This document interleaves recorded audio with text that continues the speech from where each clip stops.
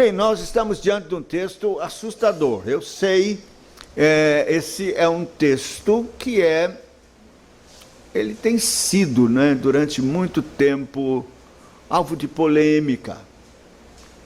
Quem são esses que caíram e que é impossível renová-los para arrependimento? Isso é aterrorizante, não é?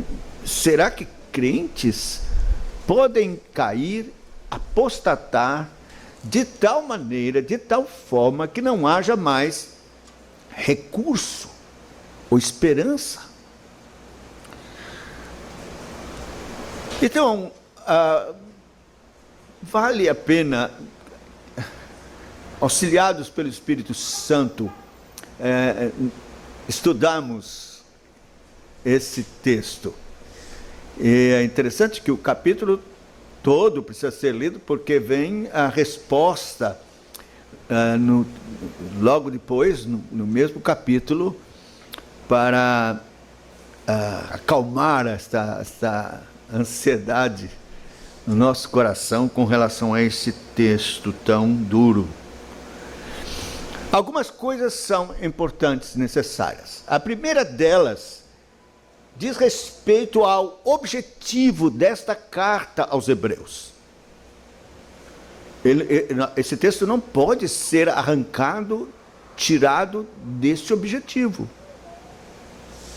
O objetivo da carta aos Hebreus é exortar os crentes que estavam passando por aflições nesse primeiro período da igreja primitiva, grandes perseguições, e muitos estavam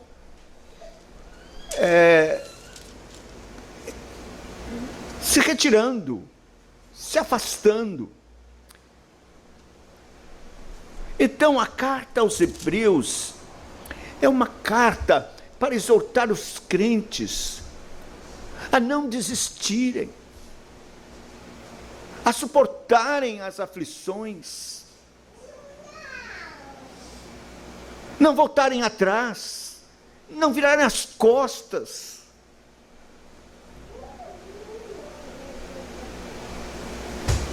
Alguns estavam com saudades do judaísmo de outrora. Provavelmente o templo ainda estava de pé. Então, eles se lembravam e se recordavam da pomposidade daquela cerimônia que acontecia no templo, envolvendo o sacrifício, o sumo sacerdote com suas vestes, assim, tão extraordinárias. E olhava para o culto cristão tão simples, tão como este que nós estamos fazendo agora, leitura da lei, cântico dos salmos, orações, pregação. E estivesse fazendo esta comparação e, quem sabe, com vontade de voltar para a pomposidade daquela cerimônia, do culto cerimonial do templo. E então, o autor, inspirado pelo Espírito Santo, mostra que, na verdade, muito maior, muito mais glorioso, extraordinário, é o culto, agora cristão. E ele então apresenta Cristo na sua majestade, glória, infinita superioridade a Moisés e a tudo o que era na velha dispensação. Na verdade, no capítulo 8, ele trata da transitoriedade da velha aliança. E quando chega no capítulo de número 12 da carta, ele faz esta comparação do culto do Antigo Testamento e das coisas aparentemente tão extraordinárias que o povo experimentou no Sinai, por exemplo, que é infinitamente inferior ao se chegar a Sião, que é o monte que representa a igreja. Ele, então, a partir do verso 18, fala desta comparação, que é uma coisa maravilhosa. Eu não tenho tempo, você precisa depois ver isso, porque é simplesmente maravilhoso.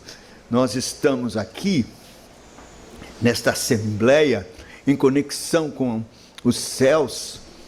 Cristo, mediador, está aqui, o mediador da nova aliança, o sangue da aspersão, que fala coisas superiores ao que fala o próprio Abel. E então ele apresenta esse contraste e ainda diz que é preciso prestar atenção àquele que adverte dos céus. Ele faz referência à pregação no culto, que é infinitamente mais extraordinário do que a experiência do Antigo e do Velho Testamento. Então, o capítulo 6 está dentro deste contexto, que é um apelo forte para que os crentes não desanimem, não olhem para trás, nem pense em deixar aquilo que no capítulo 2, verso 3, ele chama de tão grande salvação. O capítulo 2, verso 3 diz: como escaparemos nós se negligenciarmos tão grande salvação? Então você veja que a intenção é de fato mostrar e apelar aos crentes para que não olhem para trás, não fiquem olhando para o templo e nem para a velha dispensação. Nós estamos agora vivendo algo infinitamente superior, que é a nova dispensação, o que é chamado de tão grande salvação, que não podemos pensar em desistir. Isso é a primeira coisa.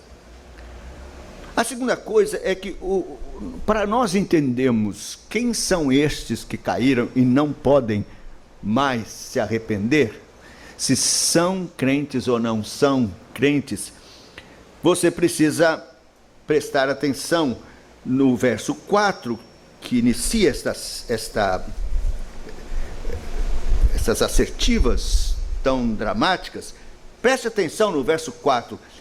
Diz: é impossível, pois. Este pois é da maior importância para entendermos. Portanto, pois, mas, isto nos remete atrás ao que Paulo disse anteriormente. Veja que ele fala no início do capítulo 6 de crentes que eram fracos, que não estavam crescendo, mas eram crentes. Ele faz uma exortação para eles: vocês estão estacionados com princípios elementares, mas vamos lançar fora. Nós temos que progredir e crescer, porque a partir do verso 11, esse é um assunto, capítulo 5, verso 11, a esse respeito temos muitas coisas a dizer, difíceis de explicar, porquanto vos tendes tornado tardios em ouvir, pois com efeito, quando devíeis ser mestres, atendendo ao tempo decorrido, tendes novamente necessidade de que alguém vos ensine de novo quais são os princípios elementares dos oráculos de Deus, Assim, pois, tornastes como que necessitados de leite e não de alimento sólido. Então é uma exortação a crentes que precisavam se desenvolver, crescer, buscar alimento sólido, não ficar estacionado na fé. Ele está fazendo uma exortação a crentes. Mas, porém, todavia, é impossível. Aí ele vai tratar de um outro grupo de pessoas. Não os mesmos crentes estacionados e fracos. É um outro grupo que ele vai tomar como exemplo de fim trágico, se continuarem assim estacionados e fracos, sem buscar desenvolver a sua fé. No verso de número 9, ele volta e diz assim: quanto a vós outros, todavia, ó amados. Então ele aqui mostra claramente que é um outro grupo de pessoas. Quem são, então, estes que caíram, foram iluminados, provaram o dom celestial, se tornaram participantes do Espírito Santo, provaram a boa palavra de Deus, os poderes do mundo vindouro, e caíram? Sim, é impossível outra vez renová-los para arrependimento, visto que de novo estão crucificando para si mesmos o Filho de Deus e expondo-o à ignomínia. Então a conclusão que nós chegamos é que não se trata de crentes verdadeiros. Pessoas na igreja que tiveram uma participação, foram usados até pelo Espírito Santo, mas nunca nasceram de novo. E é interessante, porque o texto mostra até que ponto pode chegar alguém sem verdadeiramente nascer de novo. E aqui, meus irmãos, é necessário que fique bem certo e firmado uma coisa.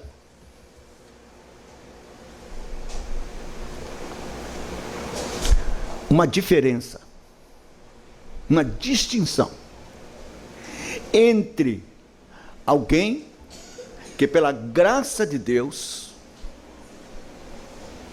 foi vivificado, reconheceu a glória e o poder de Deus, que Deus existe, é santo, soberano,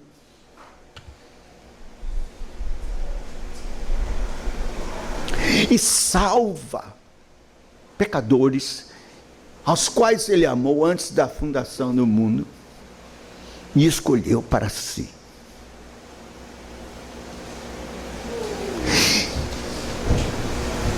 E que por ser santo, não pode ter comunhão com pecadores, ofensores, inimigos, porque é isso que o pecado faz. O pecado nos separa de Deus e estabelece uma inimizade entre nós e Deus. E mais ainda, o pecado, o nosso pecado, o pecado dos homens, vindica a ira e o juízo de Deus, absolutamente justos. Na verdade, esta ira e este juízo são provocados por causa da nossa condição caída de desobedientes, unidos a Adão e ofensores de Deus.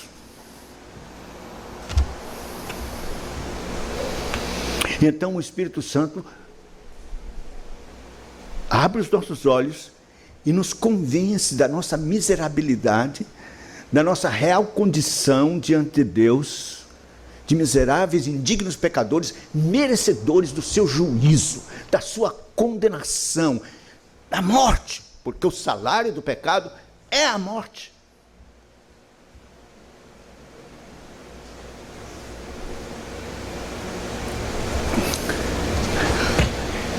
Essa obra do Espírito Santo é a obra que nos coloca no chão, com boca no pó. É a obra que tira toda esperança mentirosa que possa existir em nós, de que podemos, de alguma forma, nos salvar.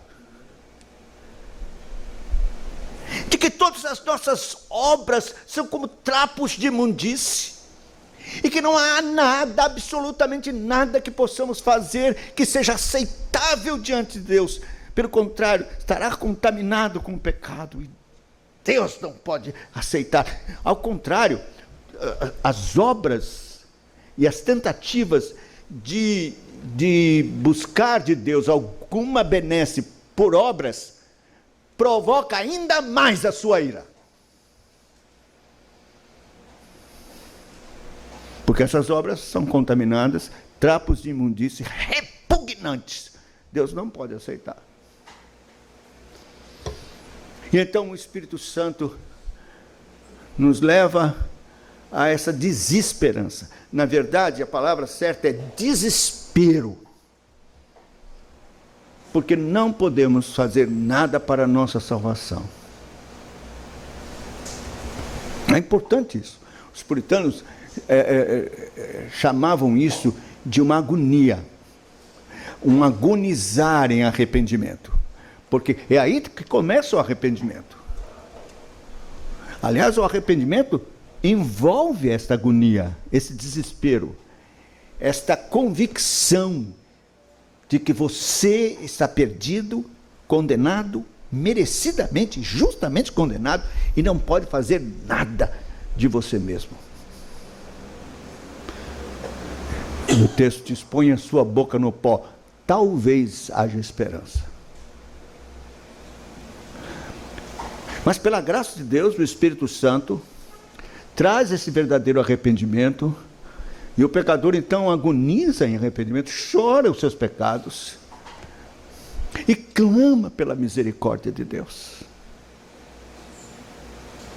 E busca Deus com ansiedade de alma, choro e lágrima, dizendo: Senhor, não mereço.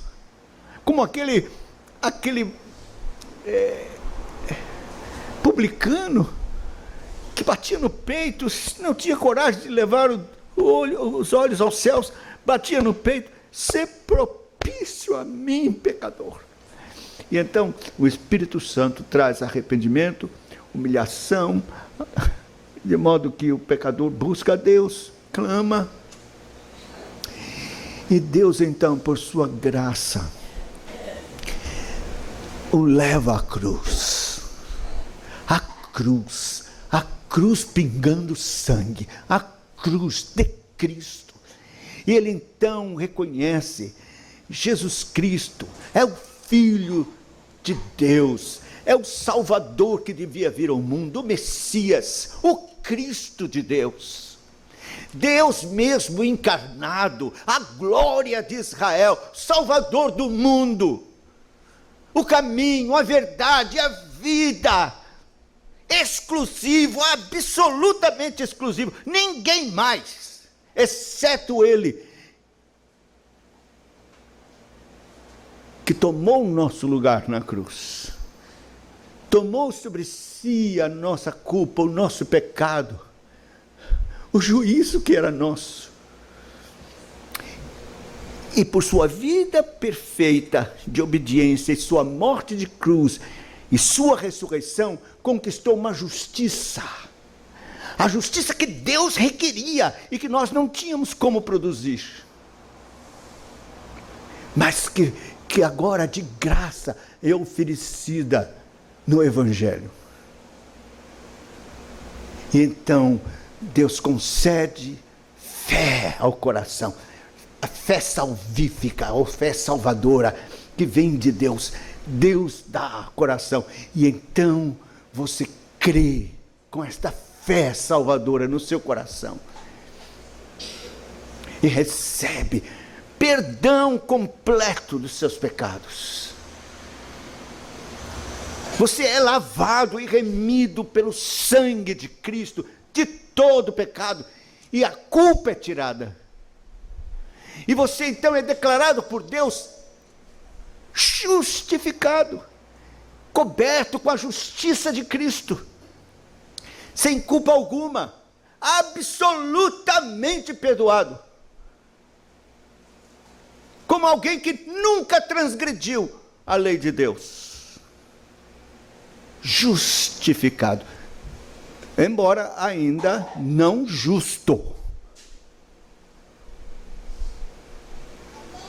mas justificado, declarado justo. Todos os seus pecados, passados, presente e futuro, absolutamente perdoados. Então, o Espírito Santo, aplicando todas as obras de Cristo no seu coração, opera um batismo que é algo simplesmente extraordinário, que infelizmente é muito mal compreendido. Há uma confusão muito grande no que é chamado de batismo do Espírito Santo.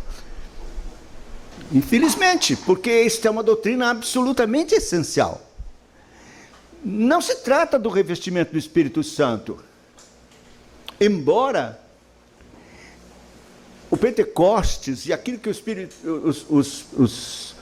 os nossos primeiros experimentaram foi o revestimento do Espírito Santo, mas o batismo do Espírito Santo foi uma obra que tem a ver com a salvação, que é a união deles com Cristo. Este é o batismo do Espírito Santo, isso acontece na conversão. O Espírito Santo nos batiza com a morte, sepultamento e ressurreição do Senhor Jesus Cristo. Ele nos une na sua morte, na sua sepultura, sepultamento e na ressurreição. Isso é absolutamente essencial. E daí, então, você será considerado filho de Deus, nova criatura, um novo coração, uma nova mente. Você agora entende que a sua razão de viver, de respirar, é Cristo. Um morreu por todos, logo todos morreram, para que os que vivem não vivam mais para si mesmos, mas por aqueles que por ele morreu e ressuscitou. E então você agora passa a ser chamado filho de Deus e a viver para a glória de Deus e para o seu serviço e louvor. E algumas características são fundamentais que distinguem você como um filho de Deus. E eu estou dizendo tudo isso porque vou ainda tratar dos que não são. Perceba agora, nós estamos ainda nos que são. Verso 9, siga comigo, do capítulo 6. Quanto a vós outros, todavia, ó amados, estamos persuadidos das coisas que são melhores e pertencentes à salvação. Ainda que falamos desta maneira.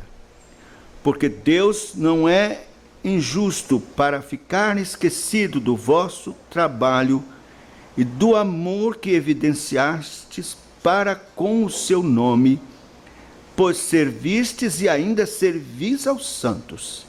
Desejamos, porém, continue cada um de vós mostrando até o fim a mesma diligência para a plena certeza da esperança, para que não vos torneis indolentes, mas imitadores daqueles que pela fé e pela longanimidade herdam as promessas. Todas estas coisas são próprias de um verdadeiro crente e estão contrastadas com os anteriores, que estão naquela situação, caíram naquela situação miserável. Então vejam, ele diz assim: porque Deus não é injusto para ficar esquecido do vosso trabalho. Alguém verdadeiramente convertido, então, é alguém envolvido no trabalho do Senhor. E no trabalho em favor dos santos. Veja, do amor que evidenciaste para com o seu nome, o nome do Senhor, e para pois servistes e ainda servis aos santos. Então, essa pessoa crente, ela tem um amor de Deus derramado no seu coração, que é amor pelo Senhor, pelo seu santo nome, e amor pelos irmãos. Veja, não pode haver crente que não tenha este amor pelo santo nome do Senhor e se envolva na sua obra, no seu trabalho, e também no interesse de amor pelos santos, pelos crentes, pelas suas necessidades.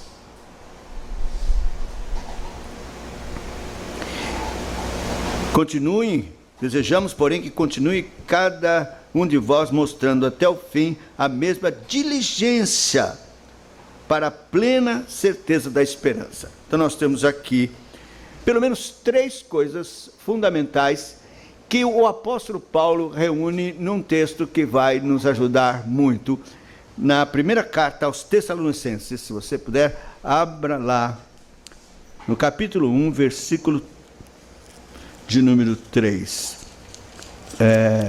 Tessalonicenses, 1 Tessalonicenses, capítulo 1, versículo 3. Recordando-nos, eu vou ler o verso 2, porque é importante.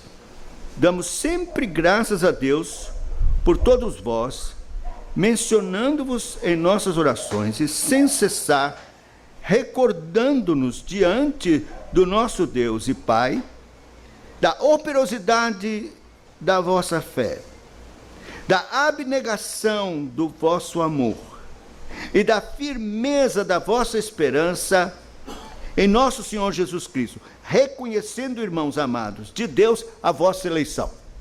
Bom, então aqui nós temos marcas que confirmam que alguém é um eleito, um crente verdadeiro. 3, pelo menos, foram reduzidas aqui, que são praticamente as mesmas aqui do livro de Hebreus que nós lemos. Veja, ele diz, primeiro, operosidade da vossa fé. Então, não é uma fé estagnada, vazia, estéril, inoperante. Não, é uma fé operante, ativa, viva. Então é bom que você vá logo examinando a si mesmo. De que tipo é a sua fé? Tem gente domingueira que vem aqui, tal, ouve, vai embora, tal, mas não se envolve. Não, ele esquece durante a semana que é crente, ele não se preocupa de servir ao Senhor.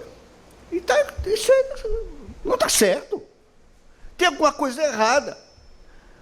Um crente verdadeiro, que tem a fé genuína, salvadora que Deus dá, é operante esta fé, ela é viva. Tiago chega a dizer que existe uma fé morta, porque não é operante, porque não reduzem obras santas, benditas, para a glória de Deus, que envolve o reino de Deus, a obra de Cristo, a evangelização, e o envolvimento na igreja e no seu programa. Que tipo de fé é a sua?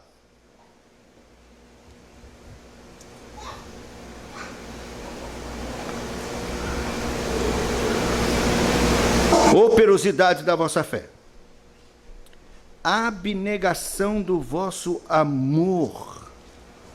Então, é aquilo, Deus derramou amor no seu coração, esse amor é abnegado. Abnegação tem a ver com renúncia, e ela é absolutamente oposta ao egoísmo, às coisas para si. Um abnegado, ele renuncia coisas suas por outros. Então, amor abnegado é um amor que se dá, se doa, perde coisas, mas dá. É um amor abnegado. Isso é marca de um eleito, de um verdadeiro crente. Você tem esse amor abnegado? Ou você vive para você mesmo, tal, correndo de um lado para o outro, para conquistar isso, ter aquilo e tal, e você nem se lembra que existem pessoas carentes, necessitadas, ou que precisam do seu amor, da sua compaixão.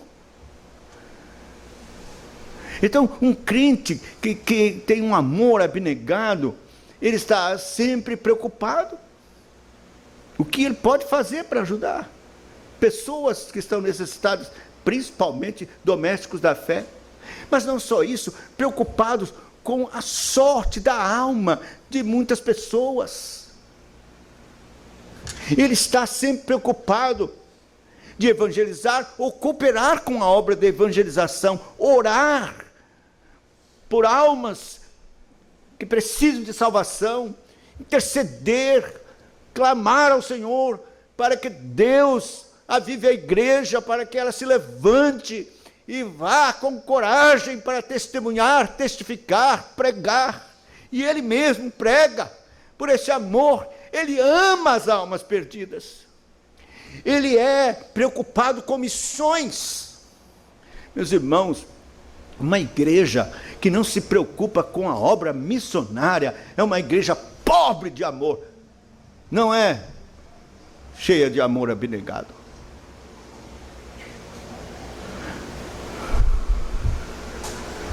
Uma igreja que de fato ama com amor abnegado, ama as missões e é capaz de abrir mão de qualquer coisa para cooperar com a obra missionária, para que avance o evangelho em todas as nações, Cristo seja pregado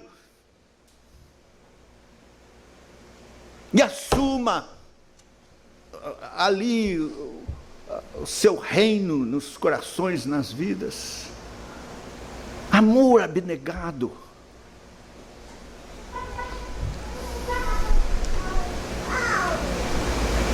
Firmeza da vossa esperança no nosso Senhor Jesus Cristo. Que esperança é essa? Esperança da volta do Senhor Jesus. O retorno. E eu incluo esperança dos céus. Duas coisas importantes. Um crente verdadeiro tem saudade dos céus. Isso é uma saudade que é uma expressão para mostrar que ele nunca esteve lá, mas tem vontade de estar. Quer estar. Tem saudade dos céus. Deseja estar lá com Cristo, que é incomparavelmente melhor. E não precisa estar cheio de aflição, já não aguento mais esse mundo, não dá mais para viver nesse mundo, eu quero o céu. Não, está bem, tem coisas boas, mas isso não lhe satisfaz. Ele quer os céus, ele quer estar com Cristo, isso é mais importante que tudo. Ama os céus.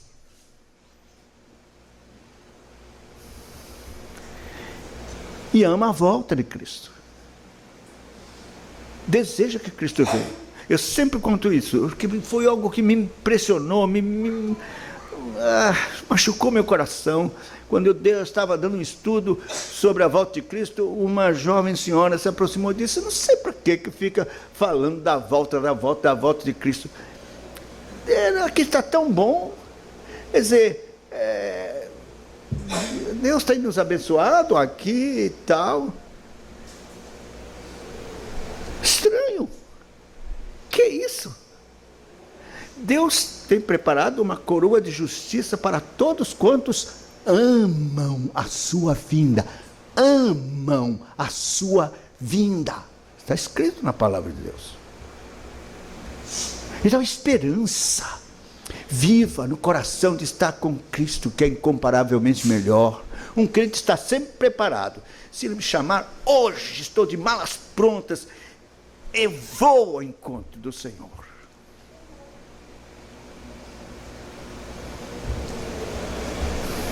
Meu desejo é estar com Cristo, o que é incomparavelmente melhor. Palavras do apóstolo Paulo. Viva a esperança. Então, o crente é distinguido por isso. E não porque sente arrepios quando ora, e não porque chora quando canta louvores, e não porque orou e alguém ficou curado, e não porque orou e os espíritos malignos fugiram, e não porque realizaram algum milagre. E esta era a confusão que infelizmente muitos têm com relação a essa questão do que o apóstolo diz aqui. Veja, ele diz: é impossível, pois, que aqueles que uma vez foram iluminados e provaram o dom celestial e se tornaram participantes do Espírito Santo. Quer dizer, houve uma certa iluminação,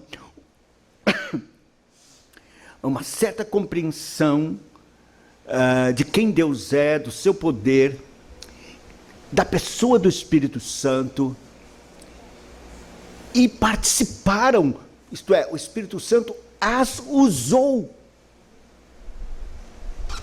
com poder.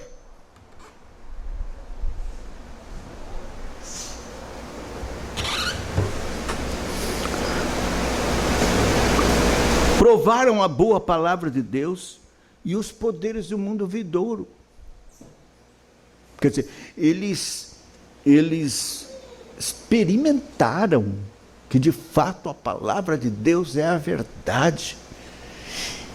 E que, portanto, existe mesmo o céu e as coisas que Deus disse que fará. Novos céus e nova terra. Aí você diz: mas como alguém tem essa participação tão poderosa com o Espírito Santo e são usados pelo Espírito Santo e não são crentes? Mas é isso mesmo. Deus, o Espírito Santo, usou até mula. Mula. Sabe o jumento? Pois é, o Espírito Santo usou. E falou, a mula não fez, não falou. Espírito Santo fez a mula falar. Mas não só a mula, Balaão, pior que a mula. Porque era um ímpio, falso profeta, inimigo do povo de Deus.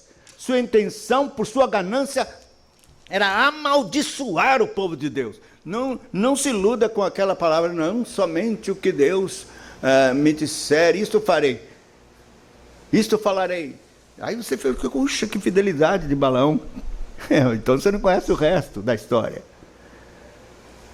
Porque Moisés mandou matá-lo à espada. Mas Moisés matou Balaão à espada. Enfiou a espada na barriga de Balaão. Sabe por quê? Porque ele, não podendo amaldiçoar o povo, porque Deus o Espírito Santo não permitia, ele inventou um processo pecaminoso para que a maldição viesse. Ele sugeriu a Balaque, ele disse, olha, bote prostitutas na retaguarda do povo para convidar, para que eles venham para a festa e se prostituam e adorem o ídolo. E Balaque fez isso. E uma praga terrível veio sobre o povo de Deus. E gente começou a morrer. E se não fosse Finéias, instrumento de Deus, porque lá vinha um israelita passeando de mãos dadas com uma ímpia pelo meio da congregação. Finéias pegou a lança e atravessou os dois. A praga parou. Balaão foi usado pelo Espírito Santo e profetizou várias vezes abençoando o povo de Deus. Mas era um ímpio. Saul abandonou o Senhor.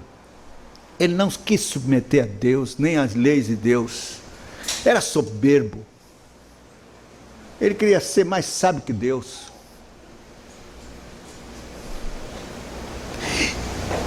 Mas a Bíblia diz que ele profetizou no arraial dos profetas. Ele mandou matar todos os profetas, mais de 80. Mas ele profetizou.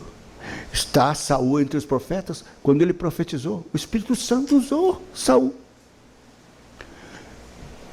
O Espírito Santo usou Judas.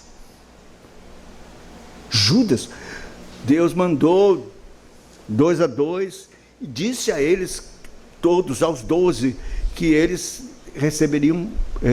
iriam realizar prodígios em nome dele. E eles saíram e realizaram prodígios. E Judas junto, realizando prodígios, o Espírito Santo usando Judas.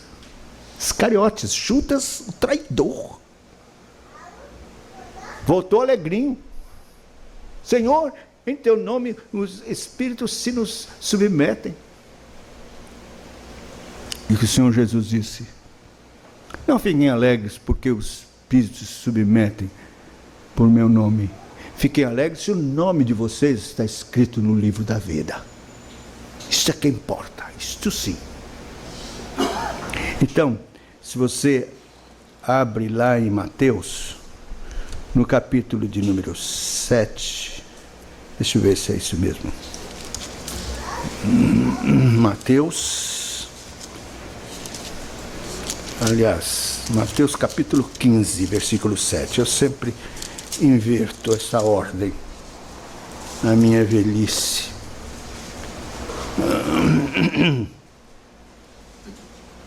Deixa eu ver se é isso mesmo.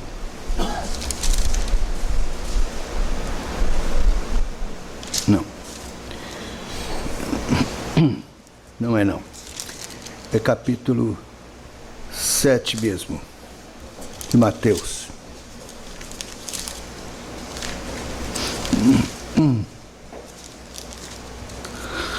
Veja, ele começa a falar no capítulo 15 de falsos profetas, isto é, falsos crentes, falsos profetas, falsos crentes.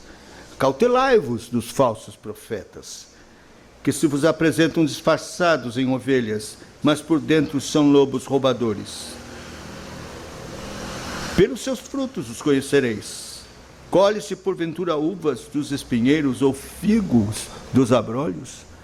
Assim, toda árvore boa produz bons frutos, porém a árvore má produz frutos maus. Não pode a árvore boa produzir frutos maus, nem a árvore má produzir frutos bons. Toda árvore que não produz bom fruto é cortada e lançada ao fogo. Assim, pois, pelos frutos conhecereis. Só um momentinho, bota o dedo aí. Não está falando aqui de ativismo, de produzir isto, aquilo. Tantos se converteram porque eu preguei, fiz isto. Não, não está falando de ativismo, de frutos nesse sentido. Ganhar almas para Cristo, não. Ele está falando aqui de frutos da árvore, que mostra a natureza da árvore. Portanto, aqui ele está falando do fruto do Espírito. Que quem está em Cristo tem a natureza transformada e produz o fruto do Espírito. Fruto do Espírito, amor, paz, longanimidade, benignidade, mansidão, domínio próprio. É a vida de Cristo. É esse o fruto que o verdadeiro crente produz. Agora vamos continuar. Nem todo que me diz, verso 21, nem todo que me diz Senhor, Senhor, entrará no reino dos céus, mas aquele que faz a vontade de meu Pai que está nos céus. Muitos, eu me impressiono com esse muitos, naquele dia, hão de dizer-me, Senhor, Senhor. Olha, são crentes, entre aspas, porque essa é uma expressão bem própria, né? Nossa, Senhor, Senhor, porventura não temos nós profetizado em teu nome? Quer dizer, hoje diz respeito à pregação. Não temos pregado em teu nome? Pregaram, profetizaram, pregaram. Em teu nome não expelimos demônios, oraram em nome do Senhor Jesus, demônios foram expulsos. Em teu nome não fizemos muitos milagres, oraram, curas aconteceram, o Espírito Santo usou. Então lhes direi explicitamente, nunca vos conheci, apartai-vos de mim, os que praticais a iniquidade. Veja a quantidade de crentes, entre aspas, falsos, mentirosos, que o Espírito Santo usou e que estarão no inferno. Então é o caso, voltando para Hebreus capítulo 6,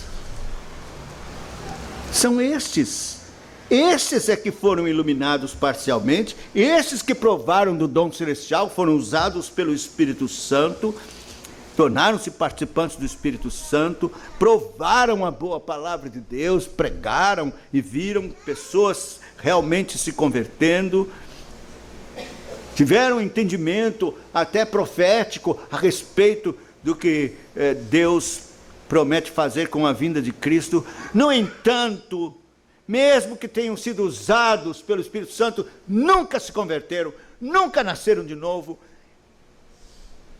viviam na prática do pecado, e por isso caíram, e é impossível outra vez renová-los para arrependimento, visto que de novo estão crucificando para si mesmos o Filho de Deus e expondo-o à ignomínia. Sabe, se trata de uma apostasia, de algo tão terrível, que expõe à vergonha, ao escândalo, o nome do Senhor e a cruz de Cristo. Jesus diz, os escândalos virão, é necessário que venham, mas ai daquele por meio do qual vem o escândalo, tripudiando a cruz, o sangue de Cristo. E meus irmãos, isso está aqui para causar temor à igreja, é uma advertência. Paulo colocou isso aqui exatamente para que estes crentes fracos, estagnados, se despertem, tenham medo disso, e busquem os meios de graça, busquem a Deus, corram aos seus pés, clamem pela misericórdia de Deus, para que sejam renovados da sua fé. E se tem joelhos trôpegos, se ergam para caminhar para Cristo, ao lado de Cristo, buscando de Deus esta fé salvadora, que é operante, viva,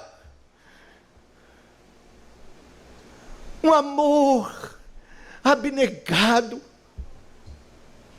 pelo nome santo do Senhor e pelo programa da igreja. E por último, a fé é uma esperança imorredora, firme no coração. E no verso 18,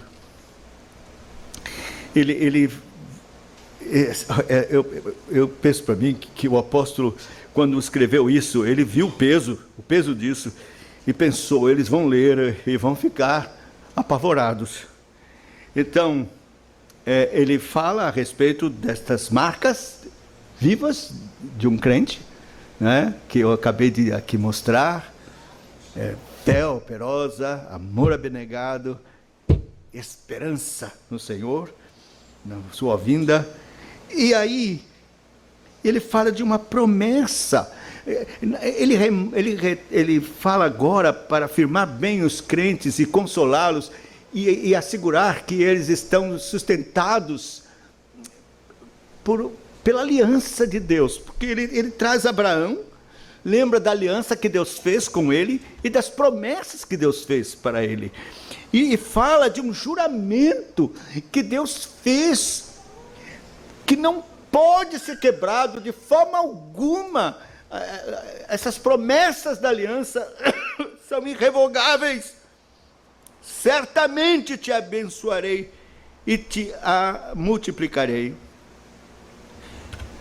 E assim, depois de esperar com paciência, obteve Abraão a promessa, a bênção que Deus havia prometido. Pois os homens juram pelo que lhes é superior, e o juramento, servindo de garantia para eles, é o fim de toda contenda. Por isso Deus, quando quis mostrar mais firmemente aos herdeiros da promessa, aos crentes, aos filhos de Abraão, a imutabilidade do seu propósito, se interpôs com um juramento, para que mediante duas coisas imutáveis, nas quais é impossível que Deus minta, forte alento tenhamos nós, que já corremos para o refúgio que é Cristo, a fim de lançar mão da esperança proposta, a qual temos por âncora da alma, segura e firme, e que penetra além do véu, onde Jesus, sumo sacerdote, entrou por nós, tendo nos tornado sumo sacerdote para sempre, segundo a ordem de Melquisedeque. Que coisa maravilhosa! Por isso, você, verdadeiro crente, deve, ao olhar esse texto tão ameaçador, temer, reagir, examinar sua vida cristã, retomar a sua fé operosa, o seu amor abnegado ao Senhor e aos santos, e a sua viva esperança no retorno do Senhor Jesus, e lembrar desta aliança que Deus fez com Abraão em Cristo, para assegurar a nossa salvação. E então nossa fé é como uma âncora firme, que penetra além do véu, por causa de Cristo, nosso sumo sacerdote, que entrou lá, e está lá e intercede por nós, diante do Pai. E eu tenho, assim, a certeza de que ele entrou, diz a Bíblia, com sangue, que ele mesmo derramou, uma porção do sangue, como o sacerdote fazia, trazendo a porção do sangue lá do sacrifício e entrava no Santo dos Santos. Ele entrou no Santo dos Santos dos céus, onde está o trono do Pai, com porção do seu sangue, e derramou no propiciatório de Deus, lá nos céus, na presença, ali onde está o trono. Ele colocou o sangue. E ele agora, como sumo sacerdote das nossas almas, intercede por nós diante do Pai, apontando para o sangue. O sangue de Cristo é a propiciação pelos nossos pecados, é a nossa garantia. Ele intercede por nós. Não há como perder a salvação. É impossível. Esses que caíram nunca foram salvos. Nunca foram verdadeiramente convertidos. Apesar de terem sido usados pelo Espírito Santo e de toda essa participação e até parcial iluminação, nunca foram convertidos.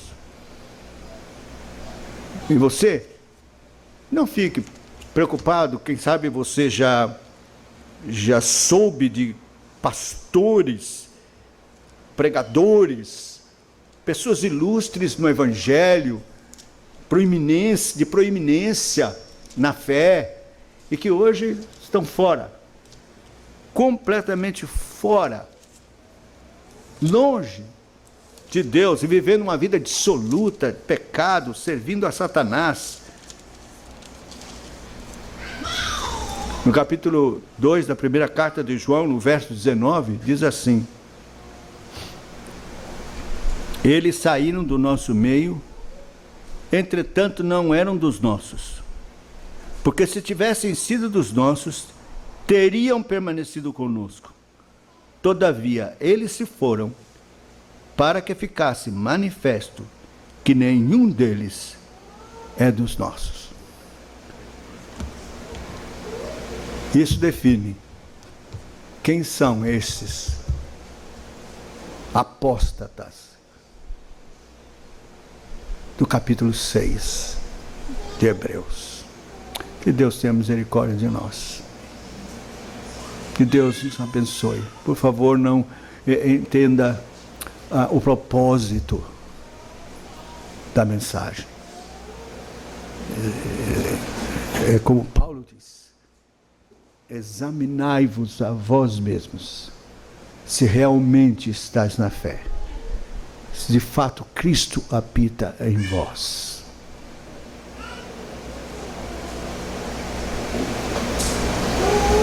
Que Deus traga temor ao nosso coração. Que ninguém aqui venha a ter a sorte miserável desses de Hebreus 6, que não são do Senhor. Deus tenha misericórdia.